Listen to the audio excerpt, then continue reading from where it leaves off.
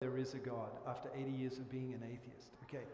Anthony Flew debated C.S. Lewis. C.S. Lewis was a Christian. Anthony Flew was on the other side of the debate, arguing, reasoning for atheism. But it,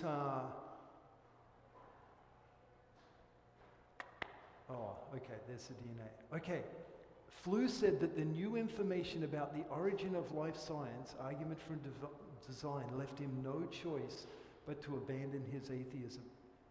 Specifically, it was the modern research on genetics and DNA. And Flew had the position that everyone should start as an atheist and move from there. If you read his book, There Is a God, he will tell you he was only trying to go where the evidence led. That book is very easy to read. I've read other books on the topic, either for atheism or evolutionism or against it. None of them flow logically like Anthony Flew's book. He was a philosopher, and he critiques, say, Richard Dawkins, and says that Dawkins moved out of the area of science into philosophy, and once he got into philosophy, that wasn't his field of expertise, he was wrong. And so this is an extremely logical book laid out, reasoning why there is a God. Now, Anthony Flew did not become a Christian that we know of. Okay? He became a deist. Yeah, a deist. So he recognized that there is a God. In the back part of his book, he has very high praise. He had a friend, I believe, who was an archbishop in the Church of England. And Flew has high praise for Christianity, but never that we know of embraced it. So an interesting thing, but it was the genetic study, the DNA study, that evidence that caused Flew to say, I've been wrong all my life. There is a God. Now, DNA is interesting because it's not just complex in its design, it's information. And information implies an intellect. The DNA is a code. It's like a software program, Bill Gates says, only much more complicated than any has ever been developed. So DNA is a program that runs your entire body. And the thing with information is, let's say code. Code is someone communicating something to someone else. So we don't observe anywhere in nature where matter communicates. Just matter, communicate. Doesn't. There must be an intellect behind it to communicate. Now, we would say that animals communicate some, but humans are the height of communication. We communicate ideas. We can hypothesize. And so we can communicate in the realm of ideas where it doesn't appear that other animals do. Bees will communicate the exact location of pollen, but that's communication of information, not an idea. And so we are unique in our communicative abilities. And software is a part of our communication. We teach a computer through the code to be able to communicate with the different components on the board, and ultimately to communicate up on that screen with us, and we can input and all those things. Okay? And yet Bill Gates says the code in DNA is much more complex than any computer code we've designed. So we're the best communicators on the face of the earth in the, let's say, the animal kingdom. And we've done some incredible things with software, and yet the DNA that is in every one of your cells is much more complex than that. So obviously, chimps aren't programming computers. Other animals aren't communicating in this way. We're at the top. And yet, the code inside of us is from a much more complex mind than we have. No, it's not. No, it's not. That is not the type of where that we're talking about. I don't even know why it was hyphenated. Okay, so what information? Atheism is the default, as I said, DNA. In the field of genetics, it's commonly said if all the information in all the libraries of the world could be encoded into DNA, it could be stored in a container the size of a teaspoon. What they're saying is the complexity of the information stored in your DNA. If you took all of the information in all the libraries of the world and encoded it the way that DNA is coded, you could store it all in the size of a teaspoon. So this is just incredible design in our very makeup. Even more impressive are the abilities of DNA is the information it carries. An amoeba requires 1 billion bits of information to function. And an amoeba is considered a simple life form. They probably say that bacteria, I think bacteria requires 10,000 bits. Amoeba is up on the chain a little bit, so to speak, but 1 billion bits. And for those of you that don't know the difference between a bit and a byte, there are 8 bits to every byte. Okay? So you have to divide by 8 to get into megabytes, gigabytes, that type of thing. Okay? But an incredible amount of knowledge, information is necessary for that simple cell organism to function. Do you have any idea whether someone like Flu, for example, who you say was an atheist and now he calls himself a deist and so on, would they have changed their view on morality even if they didn't become Christian? I'm interested to know whether sometimes these people that are becoming deists after looking at this and in the whole area of design, does it change them when it comes to civic issues and morality matters? Do you have any idea? The only thing I've read of Flu's is his book. So I don't know what his position, I can't remember him addressing the issue of morality. And so I can't speak with any confidence in answer to that question for Flu or others who have become deists. Obviously, I was wondering whether it's reflecting the natural knowledge of God in the sense of going into the natural knowledge of law. Yeah, and it's been a number of years since I've read Flu's book, so I just don't recall exactly if he had a section on that or not. It would be, we would think naturally that there would be a progression there. You go from no God to a God. You have to begin to ask, well, what does that mean about my life? What does that mean for the fact that God created me, gave me life, and now has placed me on the earth? But Flu came to this conclusion late in his life, maybe with more pondering. I wonder, did he go back and read C.S. Lewis? Because as we'll see with the natural law when we get to that section, C.S. Lewis says, if there's a law, there's a lawgiver. You can't have laws without a lawgiver. So I don't know. What else do we want to do there?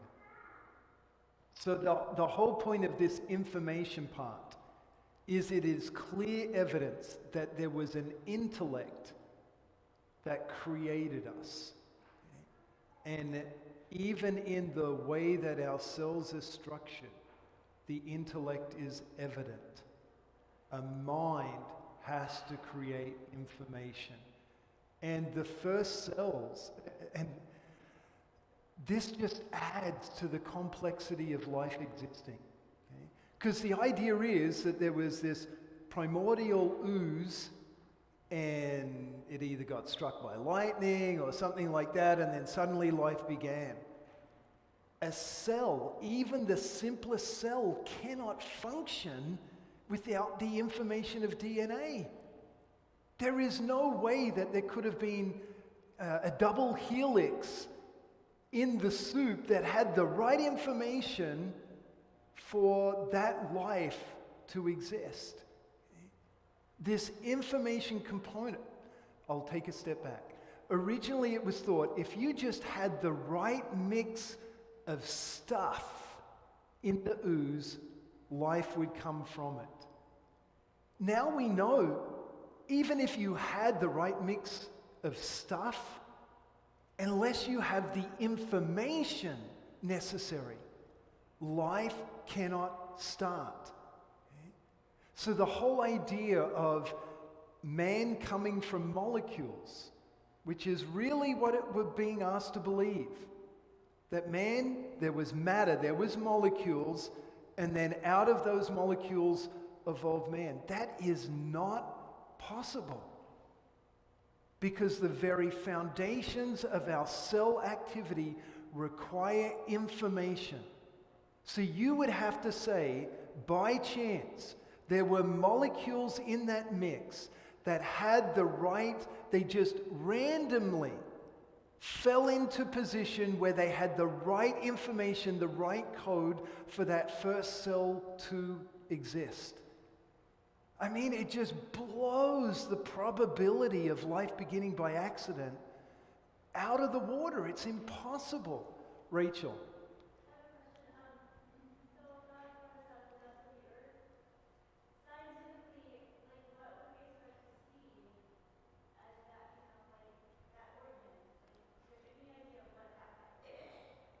Okay, so Rachel is pointing out that the Bible tells us that God created us from the dust of the earth. Okay, what does that mean about what should we expect to see? Well, what's in the earth? There's minerals and that type of thing. We see minerals and so forth in our bodies. Okay, it is interesting if you look at the Surgeon General's statement. The statement is that all diseases are caused by deficiencies. And we typically look at calcium and, different vitamins and so forth like that are deficiencies. Where do we get them? We get them from plants that create them from the earth, or we get them from the earth itself. So we do see the same chemicals inside our body, not compounds, I shouldn't say that way, same molecules from the earth within our body. They're structured to support life, but they're there. Any other questions or comments? And we'll keep moving. So what else do we know? Neither inorganic matter nor chance can produce information. So there's the key point. It must be that there is an intellect who communicated this information first. And this is not an overstatement. No exception can be found. That is not an overstatement. No exception can be found. Okay? Where information is conveyed without an intellect behind it. Eric, are you wanting to ask something?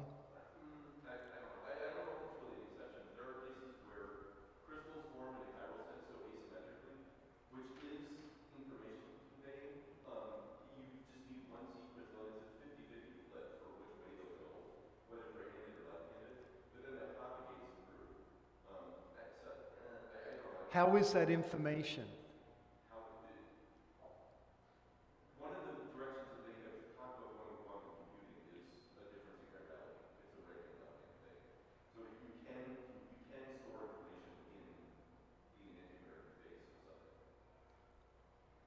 Yeah, but you can store information. It's like binary, right?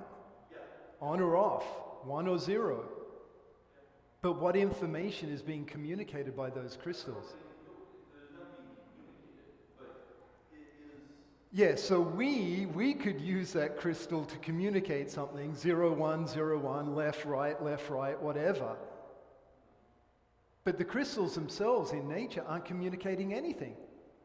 There may be certain things that have caused them to be either left or right, but I guess what I was saying is the more that it propagates, it's a 50-50 flip for the first seed that starts, and then it propagates until you get, from an atom level scale to, the size of a person or whatever, it'll be one-handed, and so that information does propagate through. So if it starts out right-handed, it continues right-handed up till you've got a large object, as opposed to flipping back and forth or whatever. okay, so the thought then is that the first atom is communicating to the rest of the crystal to. Right, and it does propagate through is all that it is. Mhm. But we would probably say there's physical reasons for that, right? So the laws of nature are determining if the first atom is right, then the rest of the crystal is going to be right. Is that? It's actually a super huge question how that first one starts out, but this is really getting into the weeds, so. Okay. Yeah. And I would say there are things that propagate throughout the laws of nature, but those I would point to those crystals and say, even though that first atom is affecting how the rest of the crystal comes out, it's not actually communicating anything to anything else. And whether you can determine how that first atom chooses left or right, not that it chooses, becomes left or right. Okay. Notice what Stephen Meyer said. Evolution cannot survive the information age. And that was really in that discussion I was listening to from the two other guys as well. Their whole point, even though the other two were not, they were not Christian. I don't even know that they were religious. They were just saying evolution cannot survive this age. So just fascinating that it's not just Christians trying to say evolution is wrong. Now we have secular minds saying the theory of evolution cannot stand. Here's a quote from Quest. When it comes to big questions, the origin of information and of life, evolution is not just wrong, it's irrelevant. It has nothing to offer. Quest's point here is that our science has moved so far from when Darwin came up with his theory of evolution that evolution is no longer relevant to the discussion. And so we should be moving well beyond evolution. But academically, they're not going to let go. Hannah. Yeah, I mean, that's kind of what I feel. I mean, so people are saying it's irrelevant, even non-Christians, but we're still teaching it in school, you know? Yeah, I know. And what is the whole purpose of holding on to evolutionism? And often in our discussion, we'll switch between evolutionism and atheism almost like they're synonyms. They aren't synonyms. But many people who are evolutionists are atheist in their thinking. And you could say all atheists are evolutionary in their thinking. So it's really about God. It's really about the existence of God, and I don't want God or anyone telling me how to live. So ultimately, that's where we're getting at. Yeah, Pastor Molstad. I'm reminded of something that I remember we learned in class that I had with Professor McPherson at Bethany, and he was talking about paradigm shifts in science and how difficult it is to go from one theory into another because there's such a backlash against it, that it sometimes is a major process. It takes a long, long time for that to actually, that change Yeah, and I think last week I had Heikel up. Heikel's embryos, they are a proven fake. And part of it now is we can take pictures of embryos and so forth, and they're a proven fake.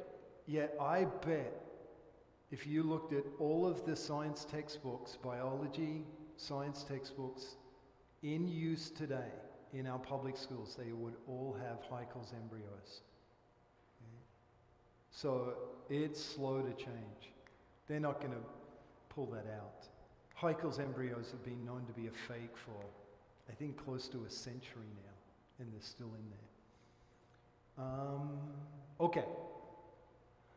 So now we're moving on to the moral argument. So that was any more questions on the design argument? The idea that life is so complex it couldn't have come about by chance, there must be a designer. Moral argument. So let's see. It observes that moral standards are universal and absolute, as irrefutably demonstrated by Lawrence Kohlberg. And we're going to come back to this in a section on natural law. Okay? Lawrence Kohlberg was a Harvard professor, okay? And he studied the moral development of people. And from his study, he overwhelmingly proved that moral standards are constant around the world. That there are certain moral laws that apply to every society. Every society has this idea of right and wrong. And so, again, I think he's a Jew, more like a social Jew, or was. I think he may be dead. But his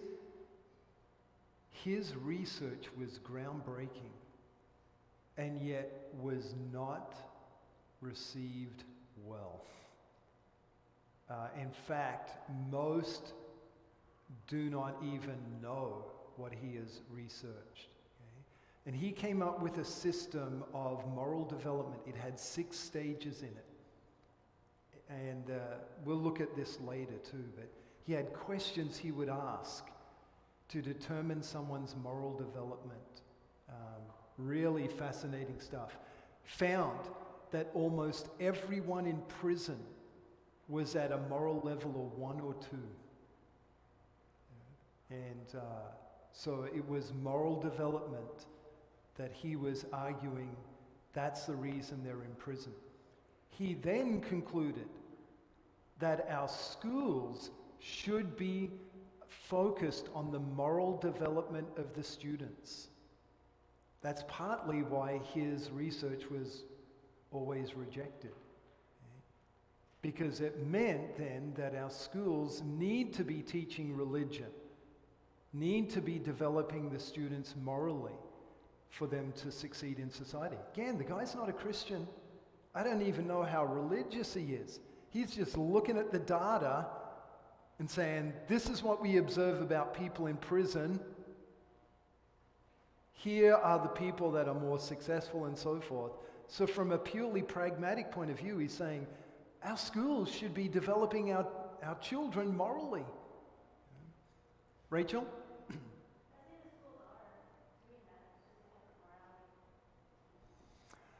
Well, yeah, I can agree with that. But the schools are really, I would say, focused on developing at the most to a level 3 in his stage. But again, we'll talk about that more. Okay, it has also proven, I'll do the first bullet there first. The scientific research has proven the view that what is right for you, what is right is what's right for you. So that's humanism, is false. The very basis of humanism is that it's subjective. You may have heard people say, well, you be you and I'll be me. You know? And the whole idea is you You can't make moral judgments upon me. You can't tell me how I should live. I'm going to live according to my own set of rules. What's right for me is what's right for me. It may not be right for you, but you get to live your own life, okay? So it's a moral subjectivism. It's the basis of humanism. Kohlberg's research says that's just not true. And look where that's taken. Oh, I know. I can become a female person of color if I want. No, you can't. Well, according to some, I guess. Well, gender is in the mind, and even the splitting of terms.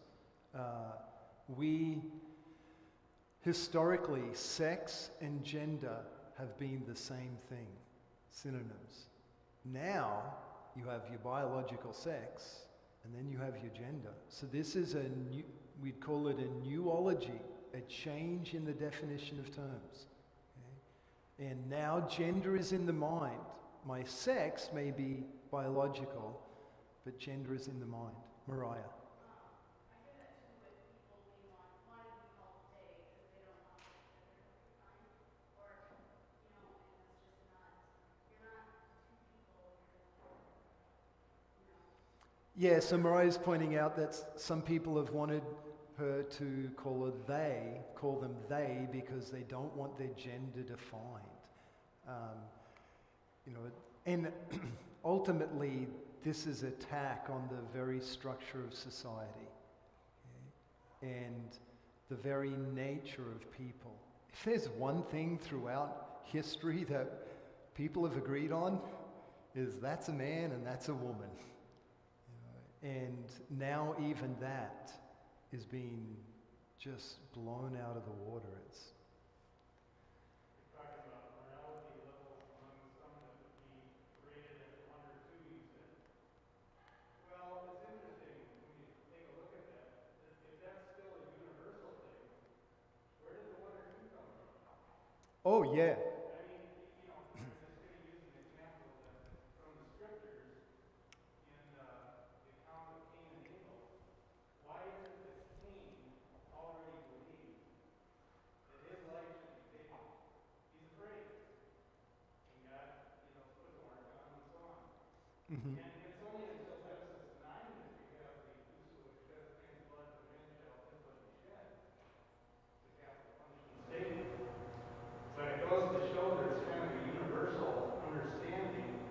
You take the life of someone, take a psychopathic person, sociopathic killer, serial killer, he still understands, I'm going to get punished for this. Somehow, my life will probably get stuck. So where did that come from? Level 1. And that's what's being argued here.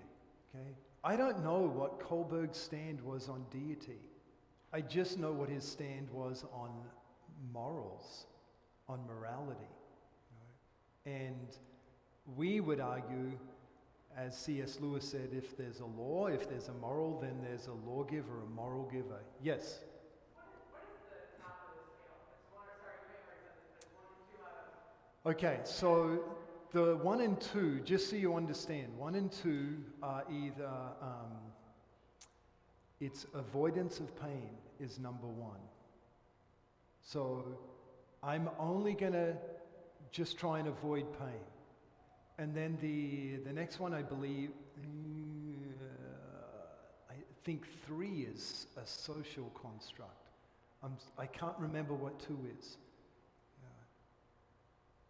Katie, can you help me out? I know you know them.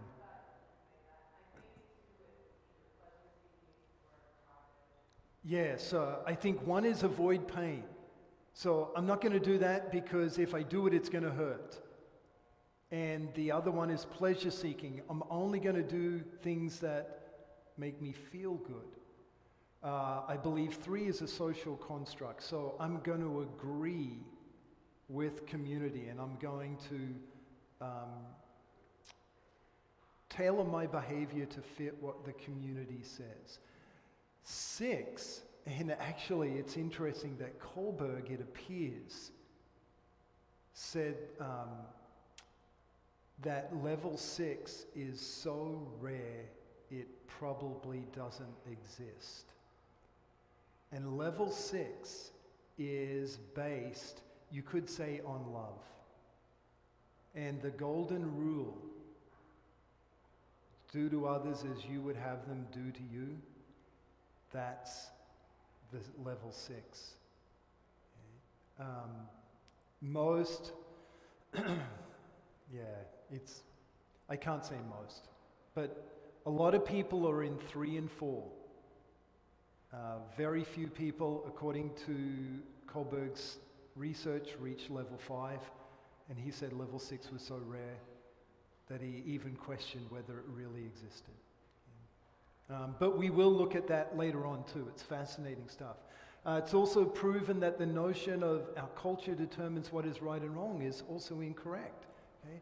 So the postmodern view is you think stealing is wrong because culture teaches you that it's wrong. Well, that would be level 3. It's a communal agreement. Okay? And Kohlberg's research says, no, that's not true. It's not culture teaching us that this is right and wrong. There's something inside of us that we by nature know these morals, okay, or know these laws.